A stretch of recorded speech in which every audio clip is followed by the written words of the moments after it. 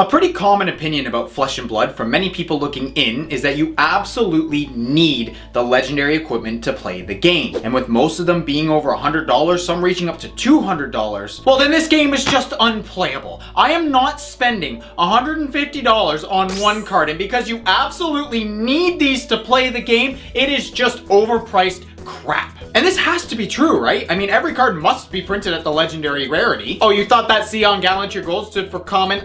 Sorry, Sweaty, but it stands for Legendary. All jokes aside, you do not need to get the legendary cards to play this game. Are you a new player or are you testing out a new hero to see if you like them? Just play the common and majestic options. They are much cheaper, and honest to God, they are not that much worse than the legendaries. There are actually some very, very good common and majestic equipment pieces. Because you need to ask yourself, are you looking to be a top tier player going to the most cutthroat events and trying to win? Or are you going down to your local armory to try and win a playmat and some random promos? These are two very different things. And if you're not going to top events, what the hell do you need a top tier deck for? Especially if you're a new player, you shouldn't be throwing hundreds of dollars into the game before you even know that you like it. Like, you don't start someone playing Magic by telling them to go and buy a full suite of fetch lands. You start them off with budget decks so they can first figure out if they even like the game. You can cut your teeth on classes like Warrior, Runeblade, and Guardian, which all have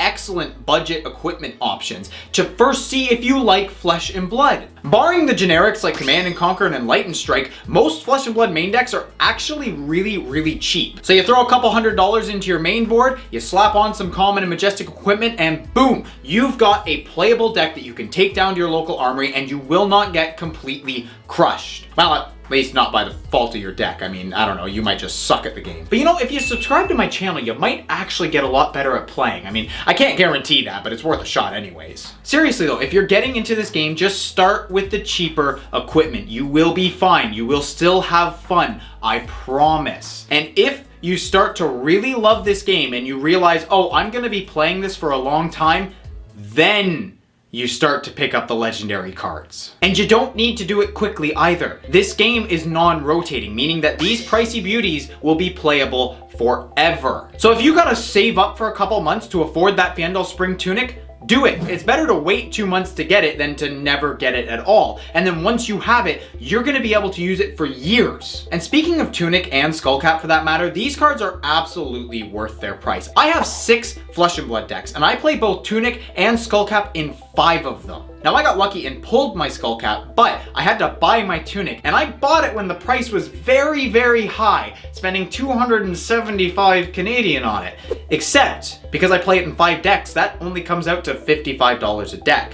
And it doesn't just stop there. Again, this game is non-rotating. If I build a new hero and I don't have any of the new legendary pieces for it, well, I have the Arcanite Skullcap and Fiendal Spring Tunic, so boom, I can play the deck with a couple legendaries right off the bat. I'm going to be able to use these 2 cards for a very long time for many decks, meaning that the price of them is absolutely worth it to me. And this is true of all legendaries, whether they're generic or they're tied to a class or talent. You will be able to use them for more heroes moving into the future. They are not one-time use cards that you will only ever use for one deck, so you shouldn't look at them like that. Say you want to play Prism, so you drop a couple $100 on a Phantasmal Footsteps, and oh geez, Prism just got Living Legend status, or maybe the meta shifts and she's no longer that competitive.